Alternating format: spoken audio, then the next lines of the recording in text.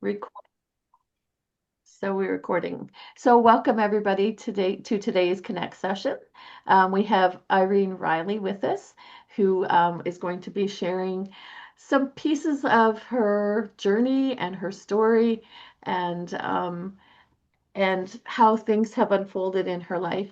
I'm Antoinette Gravel-Willette. I'm the Stronger Together Canada program coordinator, and I'm just going to start as an Indigenous person. I just want to start with a thanks to the land. So it's not a land acknowledgement, but it is giving gratitude to the land.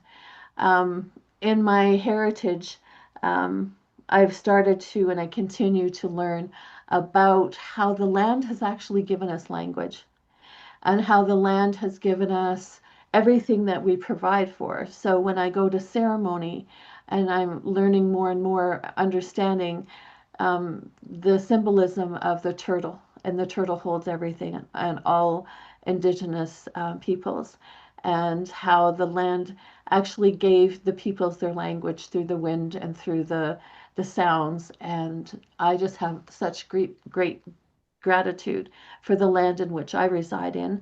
I'm in Treaty 2, and I invite everybody, if you feel comfortable, to pop in the chat um, where it is that you're joining us from today. And feel free to do that. And as I mentioned, we are recording this session. It will be uploaded to our YouTube channel sometime this week.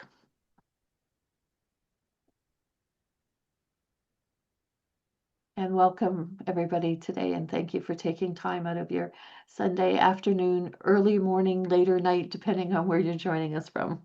I think Irene's probably the latest at night that that she'll get to share with us in a minute. So Irene and I have chatted a few times, and when we were connecting, I was really inspired by so many things that she shared with me. And so it is my pleasure to introduce Irene Reilly, and she's a Scottish Canadian writer, a mother, and an advocate. Born in Glasgow and immigrated to Canada, raising her two sons in Hawaii while working in the hospitality industry, and now calls Toronto home. She's a graduate of the University of Toronto's School of Continuing Studies Creative Writing Program and a facilitator for the Writers Collective of Canada. Irene lost her son to fentanyl poisoning and became a powerful advocate in building awareness of Canada's opioid crisis with her Flags of Hope Toronto initiative.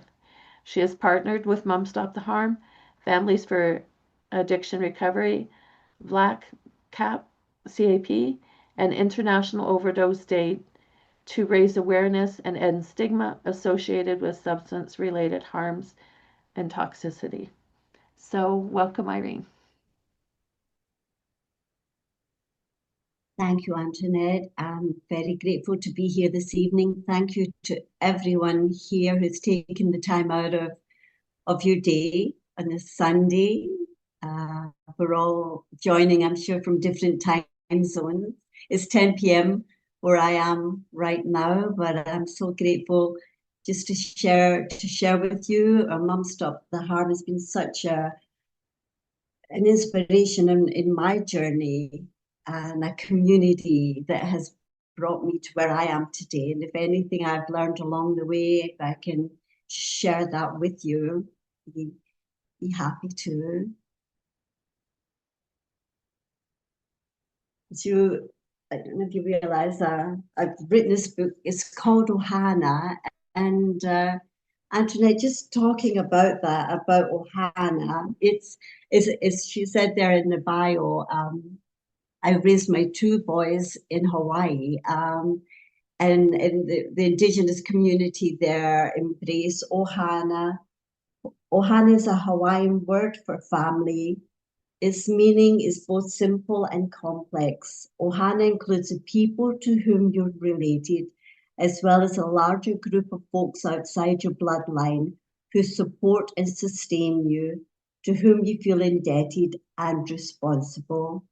My Roger was raised on the big island of Hawaii. From the time he was a baby to 20 years of age, he was a local boy, and the island culture just shaped his nature and his aloha spirit.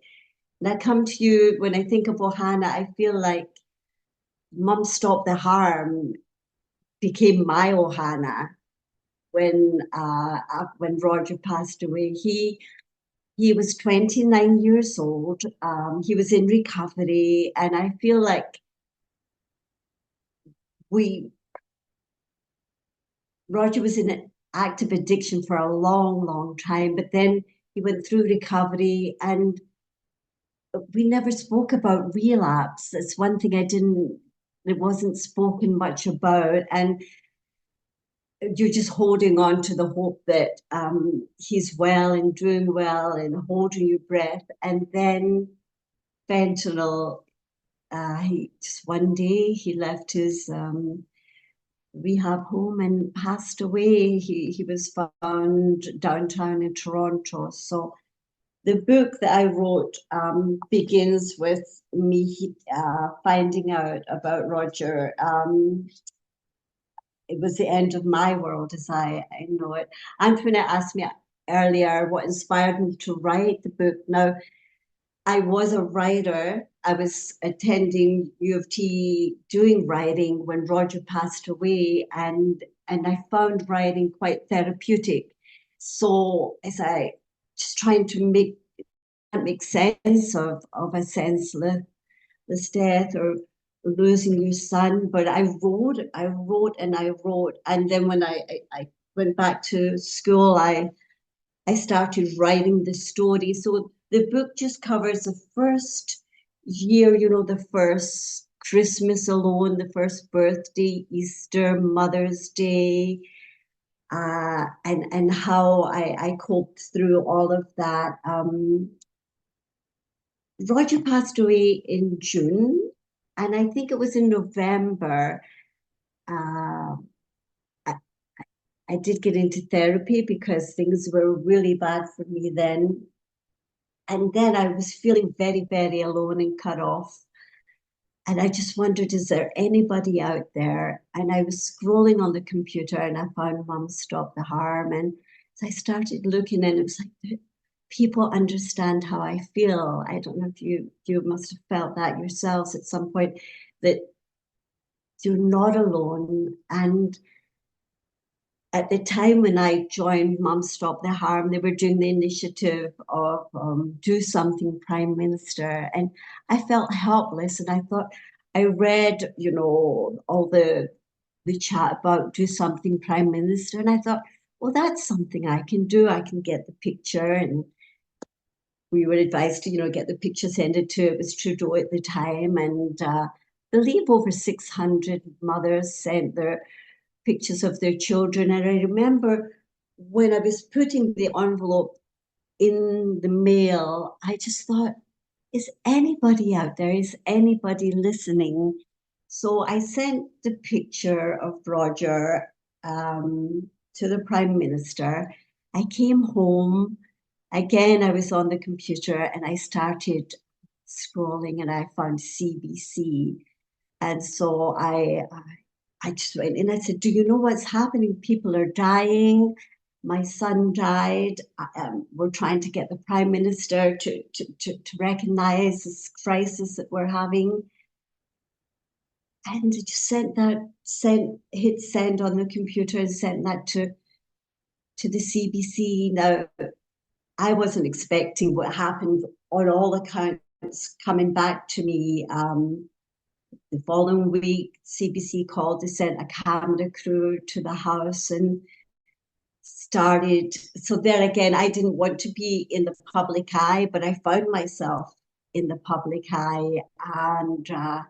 And I was talking about Mum Stop the Harm, and it was my son, but it wasn't only my son, and hundreds that died in Ontario and across from coast to coast. And I, I felt like perhaps we could make a change. And I do still feel that we could make a change. And people said to me, you can't, you're just one person, you can't make a difference. And I have this story in the book about the starfish story, and you may have heard it before. It's about one day a man was walking along the beach and he noticed a boy picking up and gently throwing things into the ocean. Approaching the boy, he asked, "Young man, what are you doing?" The boy replied, "Throwing starfish back into the ocean. The surface is up, the tide is going out. If I don't throw them back, they'll die." And the man laughed and said, "Do you realize there's miles of beach, hundreds of starfish? You can't make any difference." After listening politely, the boy bent down, picked up another starfish, and threw it into the surf. Then, smiling at the man, he said, "I made a difference to that one." And I always held on to that. I thought, if I can't change the world, if I can make a difference to one person, and everyone that I met through Mum Stop the Harm made a difference to me. I made great friendships with Chris Dobbs. She introduced me to the Flags of Hope initiative, which she had been doing out west. And so she was telling me about that. And I thought, oh, we should do that in Toronto. So that's why when I started on the Flags of Hope, it wasn't, I didn't come up with it, it was a change face of addiction. I spoke with them and they told me how they'd done their first initiative and Chris had taken that on and done it. So I learned, I just thought, well, let's do that. I can't make a difference, but I can make a flag. So we made the flags. We made 300 flags that year. And the flags, we had a workshop downtown in Toronto in one of the churches down there. And I was looking for a place to do the workshop. I walked into the church. It was a church that Roger had gone to when he was in addiction on the street, and he'd gone in there for food and that. And I was just drawn there. She said, "You can have the church. Well, how many tables do you want?" And we opened it up to the public, and we made 300 flags. And so that very first year, Roger passed in 2017, 2018, we did our first overdose awareness day in Toronto. I write about that in the book. And at that time, we just took the flags and took them to City Hall. And I asked them, could we raise a flag for overdose awareness? And they said, "Well, how big is your flag?" And I said, "Well, how big do you need a flag to be?" And she gave me the dimensions. And I quickly got in touch with the overdose awareness and got all the artwork and had the flag, the big flag made. And so for 8 years now, we've raised a flag in Toronto for overdose awareness. And it opens the conversation where I feel a lot of people read about the statistics behind overdose and people dying in the numbers, and it's numbing. But when you look at these flags and you see people's names and the story behind the statistics, I think it speaks volumes. And then with the flags, part of my therapy of trying to,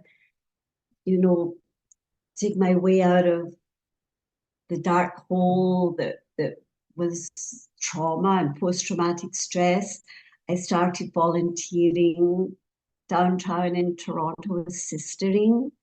And that's a low barrier centre for substance use. And when I was there, I was introduced to the Quilters Guild, who were doing a program there. And I said, "I have these flags and we could make them into quilts." And so the Quilters Guild took the flags and we made a prototype quilt. And I think by then the COVID came and we were all working from home, making the quilts. So I wish I had a quilt here to show you, but I think in the book we talk about the quilts and the flags.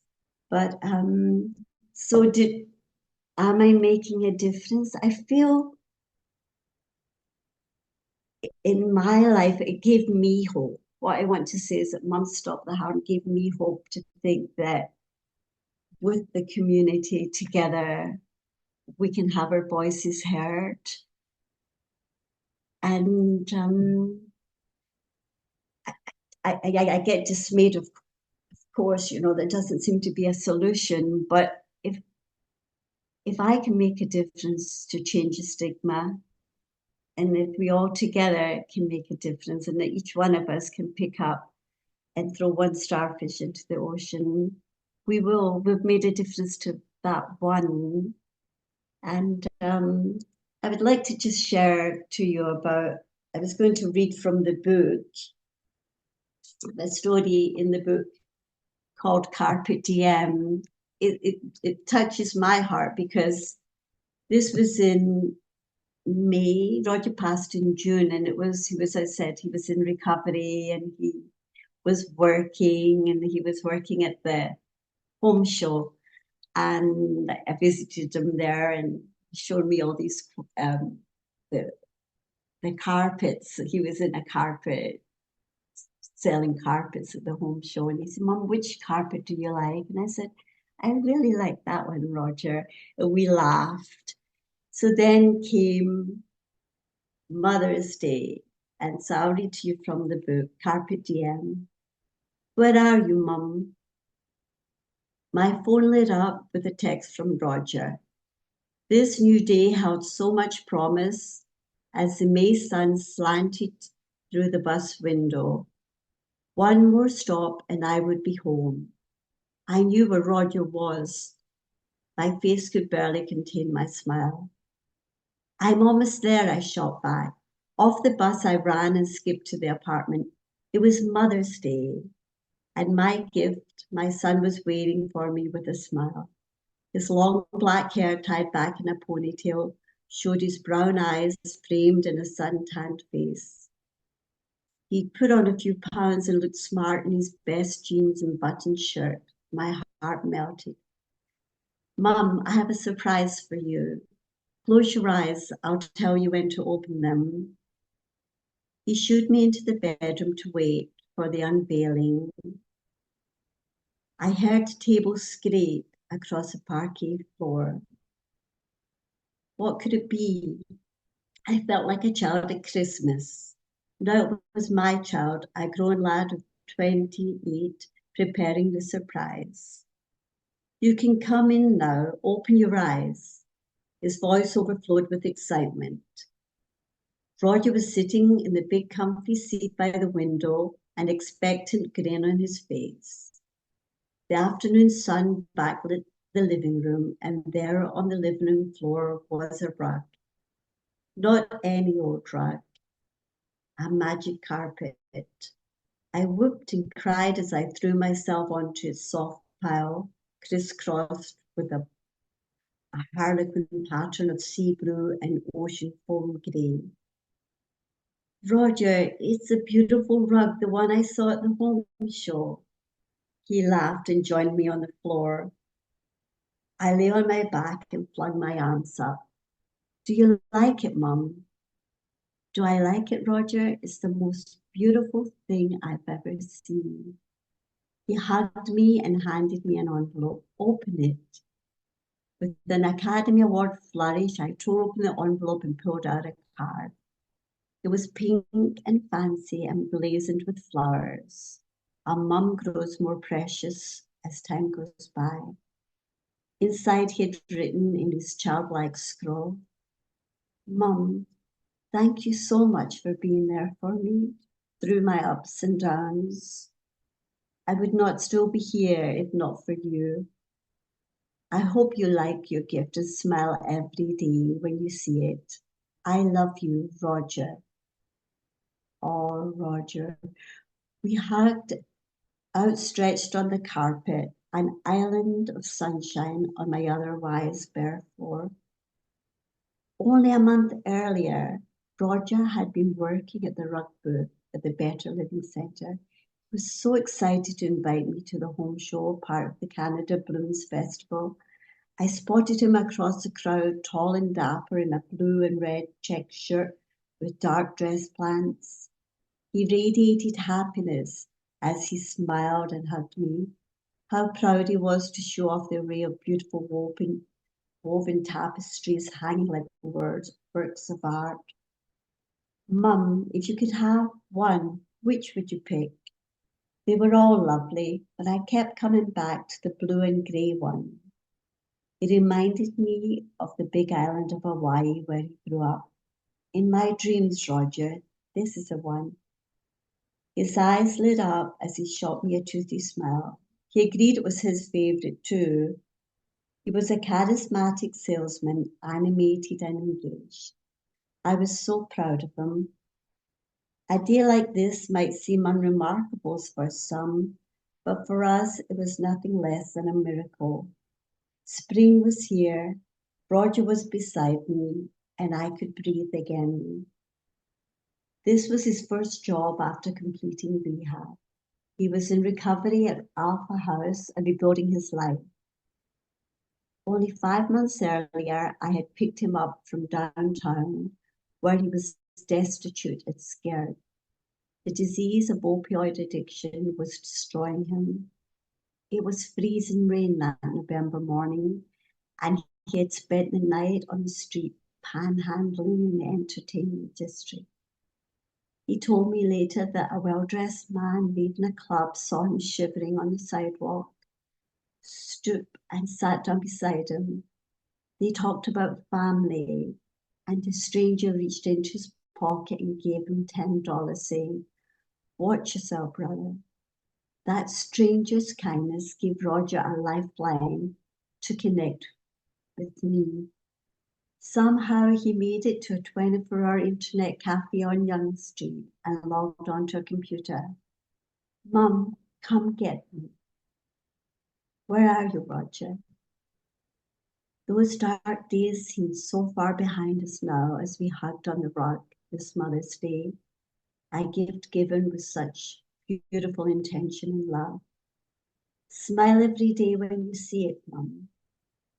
I do smile every time I see it.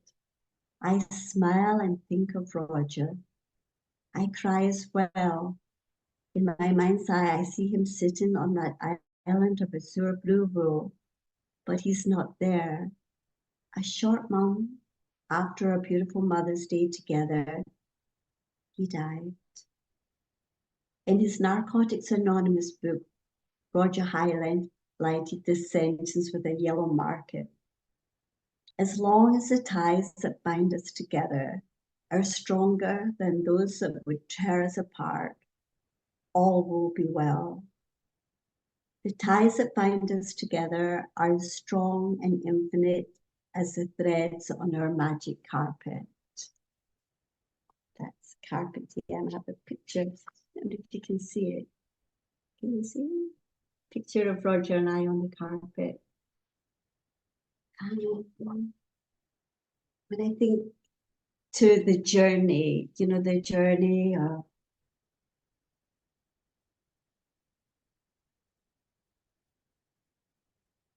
all the years and the struggles of keeping, just being alive, just being there for Roger, keeping him alive as much as I could do. As we all do all that we can do on any given day. And on that day, on that Mother's Day, with the gift that I have and that carpet's in my living room floor to this day. But we don't know what tomorrow brings. And Antoinette was asking me about hope. Where do you go from that day, like to getting the news to? I think community was what pulled me together, and absolutely just the advocacy. I was thinking when I read that, about can we make a difference? It just struck me there that stranger who gave Roger the $10 that night, he wouldn't have known how far that $10 would have gotten Roger. Because I picked him up. It was snowing. I picked him up downtown. And how many times were like out to go into rehab or recovery or that? When was the right time? But at that time, he was open and went into the Renaissance Center, and that $10 brought my Roger back to me. I'm forever grateful to that stranger. Uh, so that whenever I see someone on the street, whenever I'm on the subway, wherever I'm anywhere, I just say that could be my boy. What can I do to help? How can I help you? It's uncanny, you know. God, here I wish I had a bigger screen to show you. Let me see. That's Roger there. See? Why did I write the book? I wrote the book because I was writing as I was getting through that first year, and I wrote of all the things and the people that kept me up, because I did not do this on my own, you know. It was everyone that came together to help me.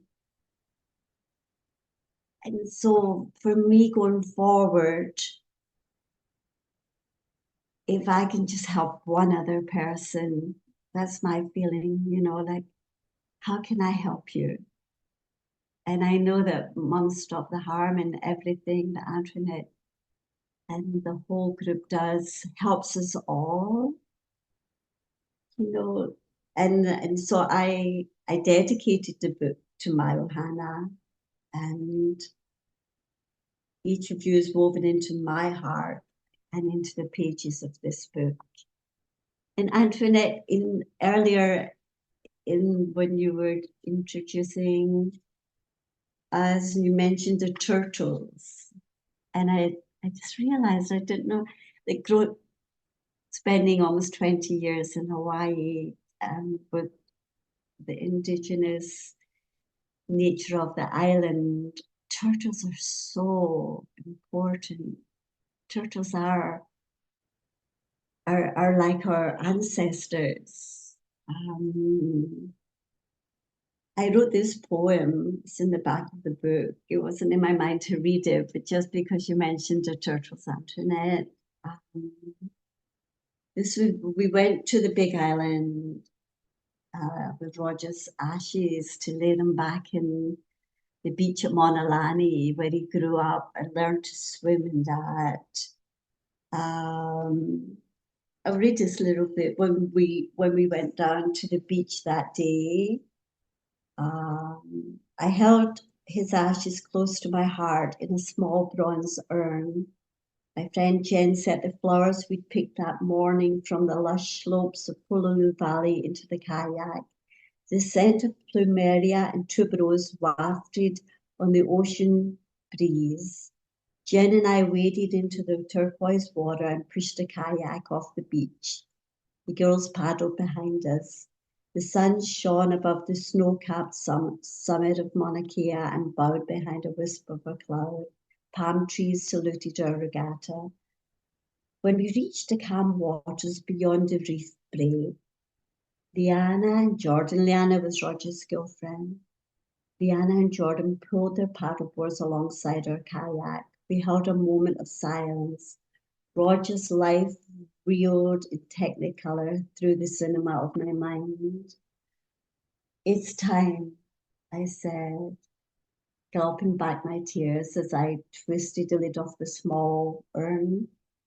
I looked over the kayak into the fathomless ocean and wondered if the Honu were waiting in the depths to escort my boy home. And Honu is a Hawaiian word for turtles. A hand took the urn and shook his ashes into the blue. Was it mine? I was out of my body, floating above the scene. We scattered a rainbow of Hawaiian flowers across the ocean surface.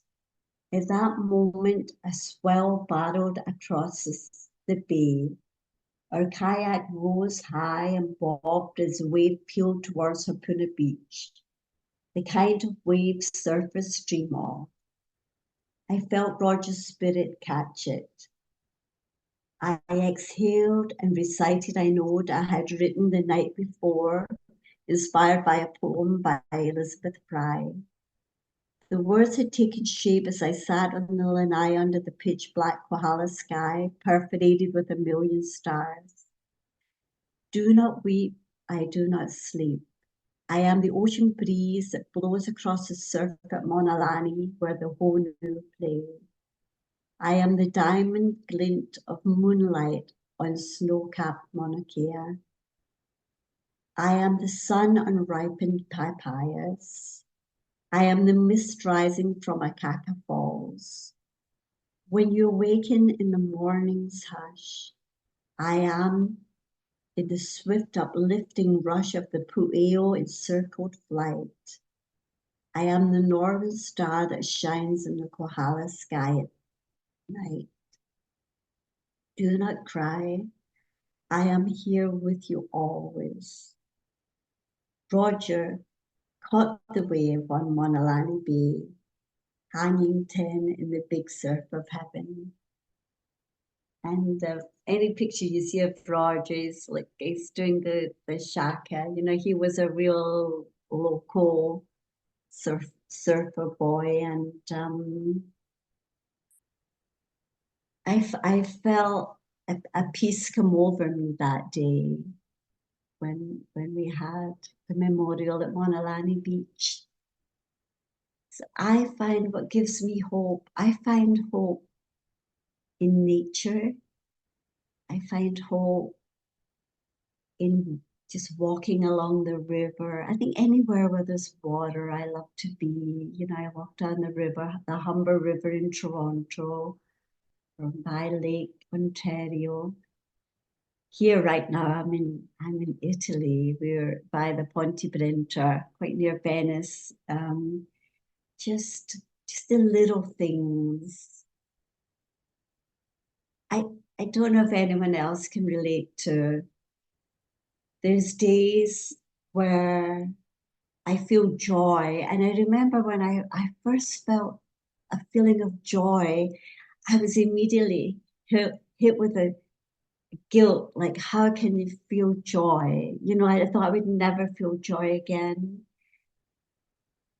And somehow, and through a lot of like therapy as well, and mindfulness and that I've tried to kind of help myself through the grief, was just finding to honor Roger in nature, whether it's the stars or a turtle or just the walks, because we shared nature so much together.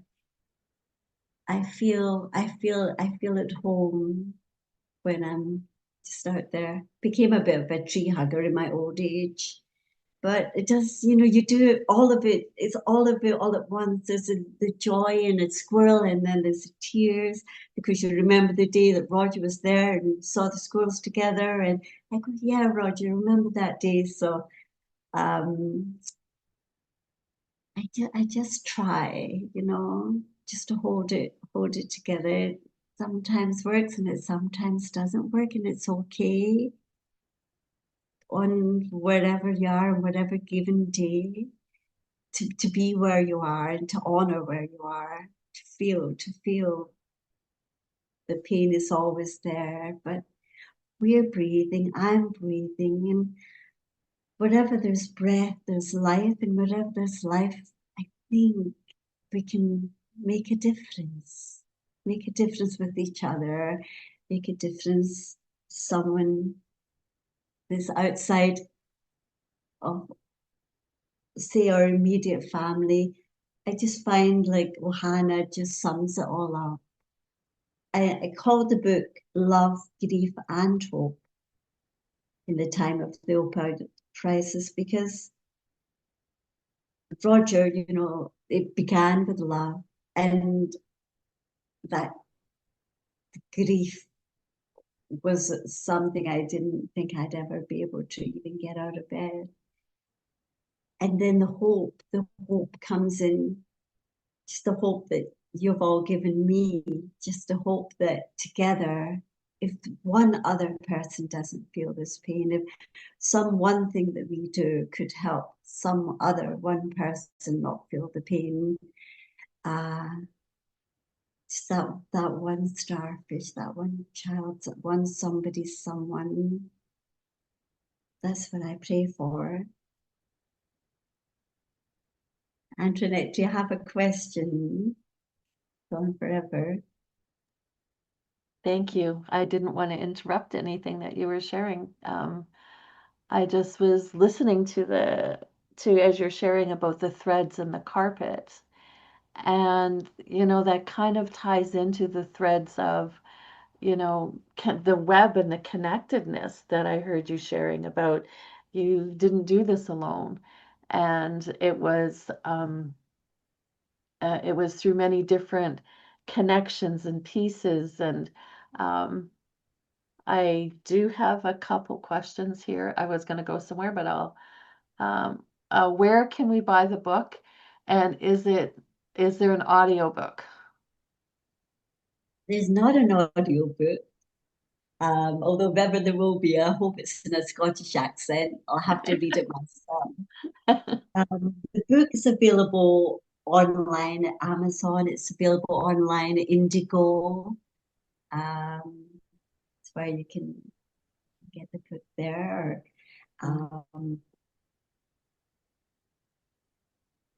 Okay. How did you take your writing forward into publishing a book?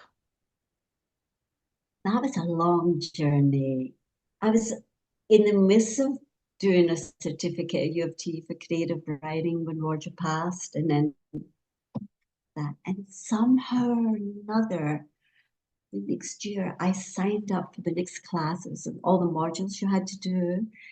And so I'd gone into creative writing. I was writing a book or just writing stories. It was called It's Not the End of the World. So, because in my life of traveling, and there were so many things that had happened in my life, and I thought, every time my girlfriend would say to me, Irene, it's not the end of the world. I'm like, it's the end of the world. No, it's not the end of the world. So I had this collection of short stories that I was thinking of putting together called It's Not the End of the World. Well, when Roger passed away, it was the end of the world for me. So there was no travel stories about journeys and that. So we still had to write in class. So I started writing about the journey. And the first stories I wrote was that first Christmas. I wrote that down. I'd written it in a picture. That I don't know if anyone else can relate to this. In my life, I work as a concierge in the hospitality, and we're there to make your day and smile and make everything good. I went back to work, and I just, oh my goodness, that was the hardest thing. I might be rambling here, but I'll just tell you this one short story. It's in the book. I'm at work, and the first thing was Halloween. Roger was born on the 31st of October. I was back to work, and I could feel myself getting sick, like physically ill. But I kept going to work because I had to pay the mortgage. I had to pay, get on. I have another son, I have to keep going, keep going. And then they started with the Halloween themes, and pumpkins came out, and I was literally getting very ill. Just the thought of that first Halloween without Roger. And then there was all around that time, there was a guest, and she asked me to come to her room to help her. Her son was going to university and all this. And she said, do you have any children? And I said, I didn't know what to say. I stood there. I thought, I don't know what to say. I have two? I have one. I had just like a breakdown, and I started backing out the room and tears. And I said, I'm so sorry. I have to go. I ran to the washroom and threw up and thought, I, how, I, I'd never been asked that before. That was the first time, right? And it's like, I can't do this anymore. And so there was a number of breaks in my psyche for the trauma. They just, and then I really broke down. I went to work one day and I just didn't have to go to the doctor, and I went to the hospital. It was so bad. But probably rambled off in another direction there. But I just remember that. But the first story I wrote, that was a dichotomy of being in the hospitality profession and dealing with grief. Was I went the one night with my fellow concierge, had a Christmas Eve party, and I went, and it was like I stood outside the door thinking I can't go in because I'm so sad. I'm just going to make everybody else sad. And I walked in the door, and the children were playing, and I just thought, well, I'll just have a glass of champagne. Someone handed it to me. And then I kind of lost myself in the beauty that was that evening with this family that had graciously, my friends had invited me there. And then I left, and I remember leaving. I had to go to midnight mass because it was something I always did. With my other son, Brandon, had gone back to Europe, so I was home alone, and Roger and I would go to midnight mass together, but he wasn't here. And I went to midnight mass that night, and then I came home. And then the next day, I thought, what am I going to do? How am I going to celebrate Christmas? And I had some food in the fridge, and I started cooking, and I made a shepherd's pie, and I took it down to Moss Park, where they had the safe injection site down there. And I took it down there, and it's just like living two different worlds, right? I went down there with this big shepherd's pie, and Roger passed away right across from Moss Park. Um, and I just felt like I needed, they put a little shout out for food. I thought, I can do this. And I did it. But then when I walked away from putting the food on the table, I was faced with the parking lot where Roger passed away, and I nearly passed out. And so, like in 24 hours, I'd gone from, like a glitzy concert party to being at Moss Park in the snow, feeding the homeless, to watching where Roger passed. And there's just so many ups and downs that I thought I would never be able to survive another day. And many times I really didn't. And one thing that got me out of bed was we had a cat. The cat needed to be fed. And so, because I couldn't go back to work anymore, I couldn't do it. And I went to the hospital and one thing and another, but the cat had to be fed. So there's something to be said for pets as well, because they need feeding and you have to get up. And so when So, I started writing about these things, so that was my first story, was the first Christmas. And I thought it was a very powerful story. And then, I wrote about other things and other things. So I had a collection of stories by the end of my writing to get my certificate. I had to put together like 20,000 words of something. And so I put this together, and I had a wonderful mentor. And I realized I'd written that first year, all of the first, that how I'd sort of survived and got through. I wrote about the Mum Stop the Harm, Flags of Hope, all of that. So then I had what seemed like a book, but it was really just papers, right? And I thought, oh, then what happened was we went to Hawaii with the Ashes. And when I went there, I met this, I met the artist who did this artwork. And so when I bought one of the prints, and I thought that would make a good cover for all these short stories I've got. I thought I'll put a cover, and I contacted the artist if I could use it. And he said, well, I said, can I buy the original? And he said, well, I'm going to paint one for you. Send me a picture of Roger. So he sent this, and this is Roger catching a wave in Monalani, where he painted the art. So when I had what I saw in my head was a cover and a story, I thought, oh. And then I'd started volunteering as well with the Writers Collective of Canada. And through them, I workshopped a lot of other stories. And then I found an editor. And we, we got it published. And for me, it felt good. It was hard to publish it and put it in the world. I had it published in my hand, and I hadn't gone live to where people could buy it. I thought I'm happy with just having it. I spoke to Brandon, Roger's brother. I said, Roger, if this goes out there, this is our life is in the public, and I said I'm happy just to put this on a shelf. And he said, no, Mum. He said, Mum, publish it. I've worked so hard on it. And I have to say, it's been very cathartic. Um, his girlfriend was one of the first people to get the book on Amazon, and I didn't even know they had it. And she said, Irene, thank you, because Brandon doesn't talk about his brother. She said, just really fills in all the blanks for me. So I felt like, well,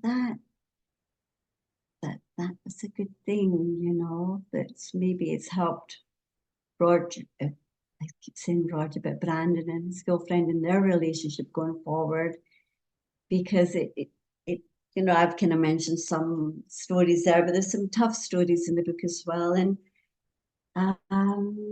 it's out there now, and I'm grateful. And I always say to anyone who reads it, just So I'll give you a Irene, hug. um, I think this other question, I think you have answered it, but if you want to add anything to it, did taking that step forward professionally give you healing in your journey? It did. I can say here now, sitting speaking with you today, that it has. I didn't realize just how much it would have. Hmm. It it has, because I've been able to take this book and meet with the members of parliament, and I have something and say, this is my story, but it's not just me. And it's like a little calling card. I went to Word on the Street just at the end of September there, and I had the book. And it's not about selling the book, it's not about any of that. It's about opening a conversation. And people say, oh, that's a lovely cover. What's that about? And so with every book that I was giving books away, that's I had to stop giving them away. It's like, here, you can read it. I was giving naloxone out with the books. I had complete strangers, policemen coming up to my little table at Word on the Street, asking me questions. I never thought that. To me, it was just stories, but now it's become an avenue of awareness. Hmm. Absolutely. Um, um, I'll just read. Thank you for the beautiful reading. I'm wondering if you worked through any questions of how to share your story. Um, Let me see, how to share your story and honor the privacy of your son. So, how to know what gets published and what doesn't get shared. That's a very, very good question. Oh my goodness. This book is how many pages? It's very short, actually. 100 and something pages. The editor wanted more. I think that's what they do. They want more. And of course, I've written a lot more, but let me tell you, I, I thought, no, that's Roger's journey. So there's a couple of hard points in the book which were Roger and I together, and my journey of how hard that was. But Roger's struggle, it's written, and I said, I don't think, I wasn't out there to be sensational. or that. I think it's enough. Just in what you can read there, you realize it's enough. And um, yeah, I protected Roger's story, because Roger was a beautiful boy. He wasn't his addiction. His addiction was a disease.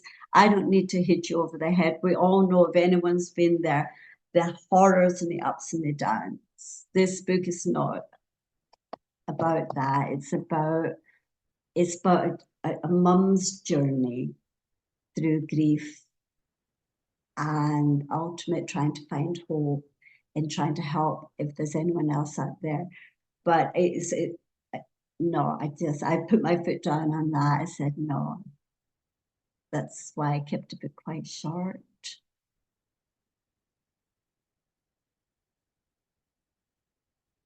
Thank you. So, one of the other things we had talked about when you and I were chatting is how do you hold grief and hope? And how do you do that?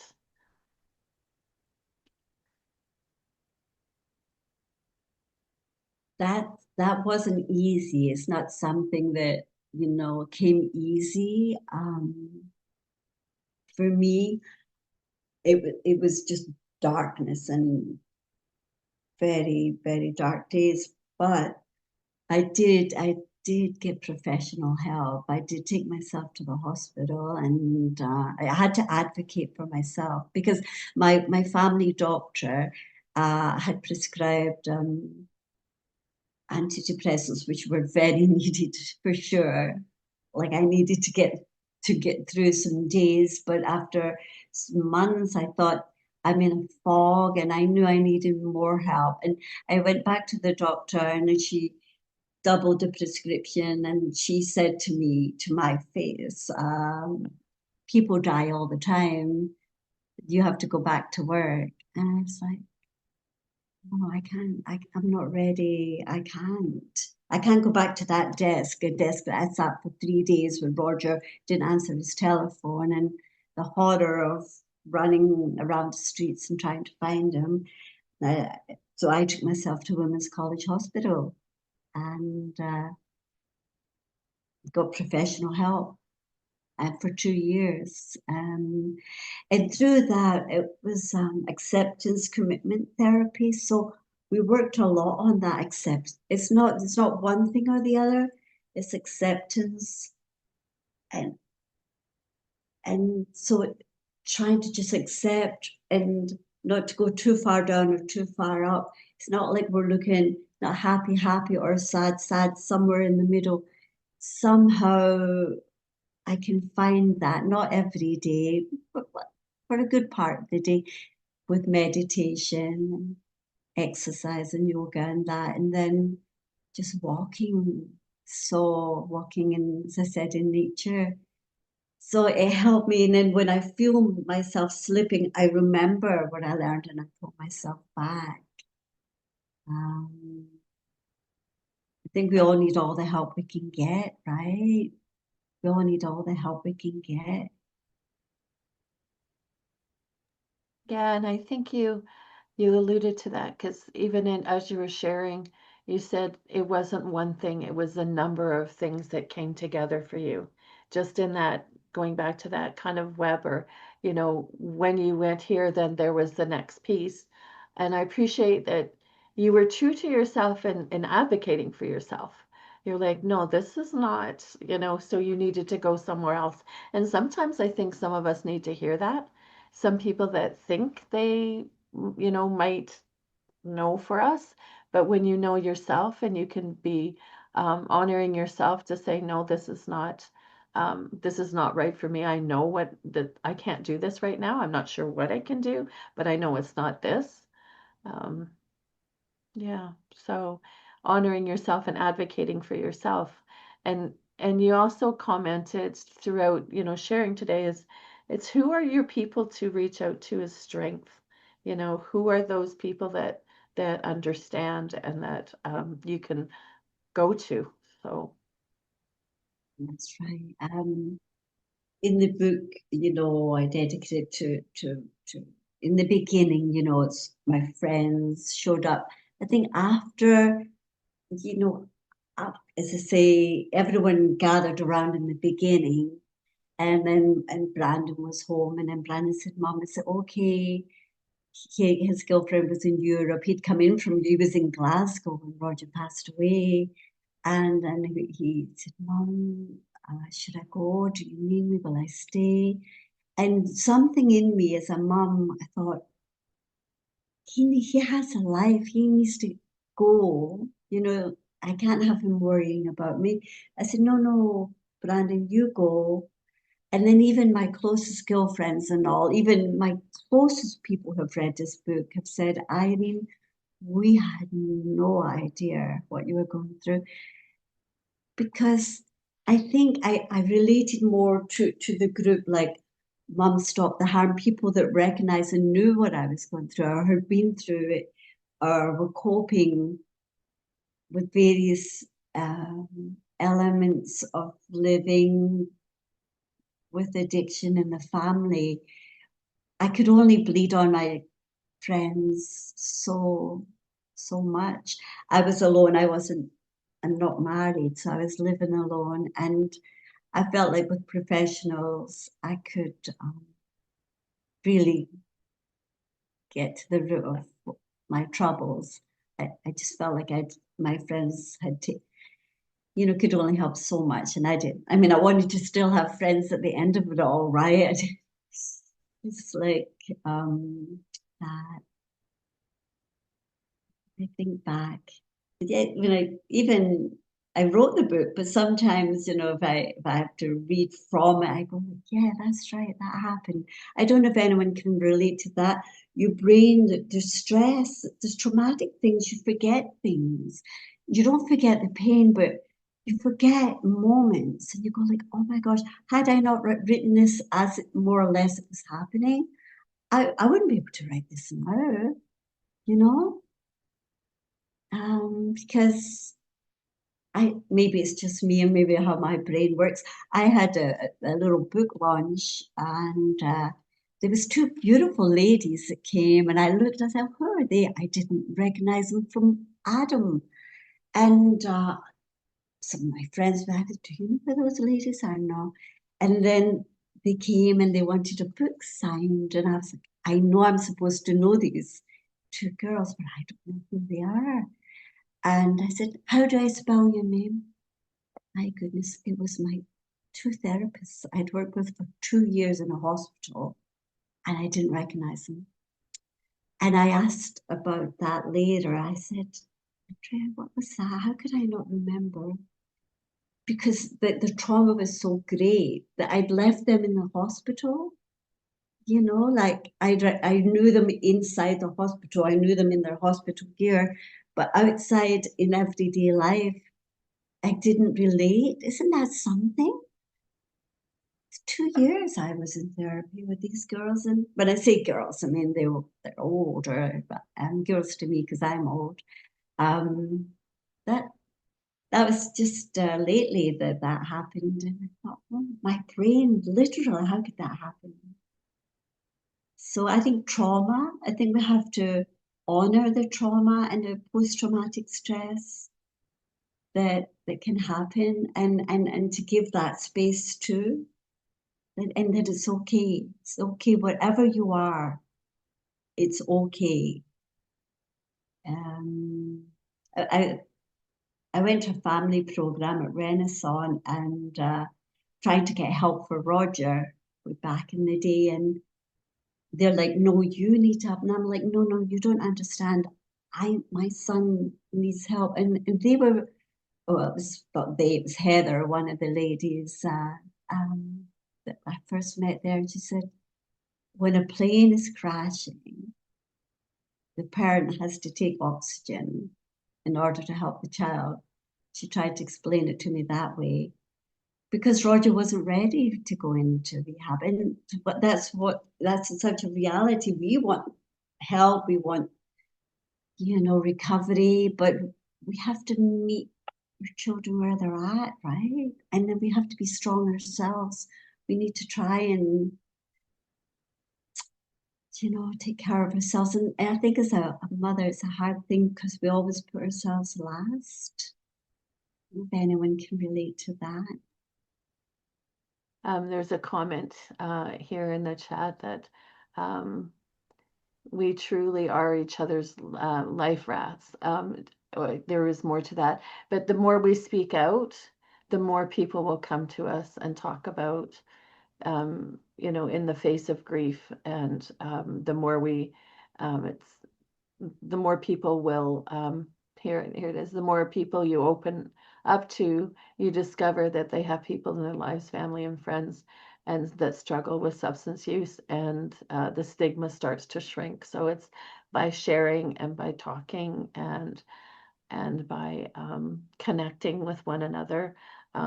I will put in the chat, my assumption is everybody on here already knows about Mom Stop the Harm. We have Healing Hearts, um, and if you go to the website, I don't think I can pull it up here right now, but if somebody else can and pop it in the chat, feel free to.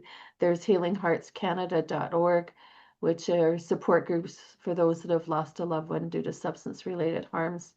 And the other one is holdinghopecanada.org for people that have loved ones still struggling.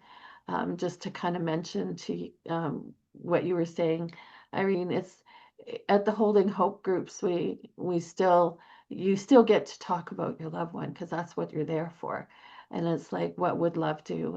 And we find different ways to reduce the stigma until still stand beside them and not break relationship with them. And then the other thing that's new as of last Thursday is Mom Stop the Harm has a support line. So on Thursdays and Fridays between 5 and 11 Central Daylight Savings Time, I had to learn that one, from 5 until 11. If you need to talk about your grief, if you need to talk about your loved one who's struggling and you just need a non-judgmental somebody just to hear you, um, you can feel free to call. We have a number of trained volunteers that have taken a, a, a lot of different training to be able to be present and to witness and to be there for you. And I'm noticing there's more stuff popping in the chat, so I will look for some more,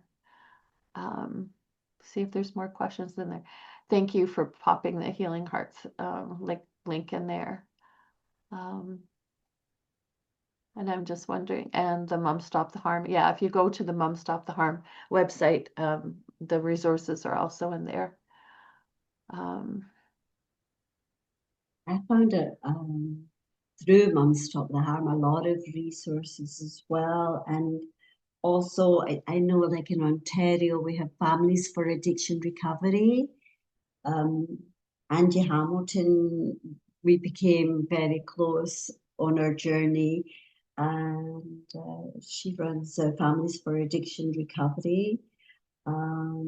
So I put all the resources that I learned on my journey, I put them in the book because you wish I'd known then what I know now, but I realized we all learn and we share our resources.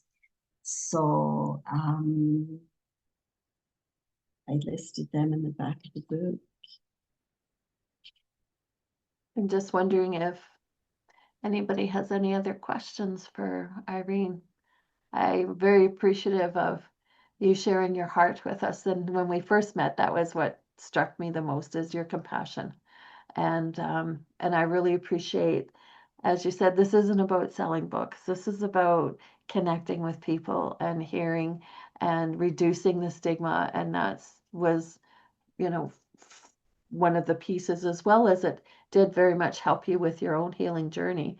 When you were saying, I would do writing just to kind of organize what was happening. And when you went back, it was interesting when you'd say, I forgot about that. And if I hadn't written it down, I wouldn't, a lot of people told me that to journal, and it wasn't something I was able to do. So for those people that are able to do that, I can definitely hear the value. And even for your own responsiveness in your own journey. Just looking.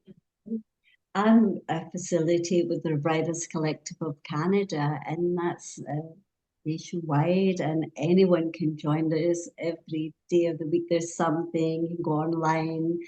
The workshops are 2 hours, and it's not grief related or that related, but it's about writing. So we have prompts, and we give the prompts, and we write, and we talk together, and it's it's so inspiring. I can't even tell you, like just uplifting to be doing that. I started that when I just before COVID, and so a lot of the workshops are on Zoom, and some are in libraries and various centres and that. But the Writers Collective of Canada, check them out. Mhm. And we are in conversation with somebody that actually teaches those courses about doing one with us and for us. So we haven't figured out dates and times and things like that. But Lorna had put that in the chat as far as a possibility, and I said it's in the works. So we are in conversation with somebody to do that. So we're just still working on connecting and figuring out right time and things like that, because I know said they were really busy this month and next month. So. Yeah. Thank you to everyone for listening and for being there. And always when we discuss and talk together, it's you're not alone. I think that's the first thing that really helped me was to know that I wasn't alone. Mhm. And I'm so grateful to everyone who came this evening, and to Mum Stop the Harm that has helped me through my journey and continues to. And thank you so much, Irene, for sharing your heart and your stories and your readings. And I think I'll remember the magic carpet, the story as you read that. Just I could really feel that as you were sharing that, and just the joy and how much that carpet, meaning that carpet now has. Yeah. Thank you, Jeanette. Okay. Good night, everybody, or good afternoon, depending on where you are. Aloha, bye bye. Have a good night. Good afternoon. Take care. Bye bye. Bye.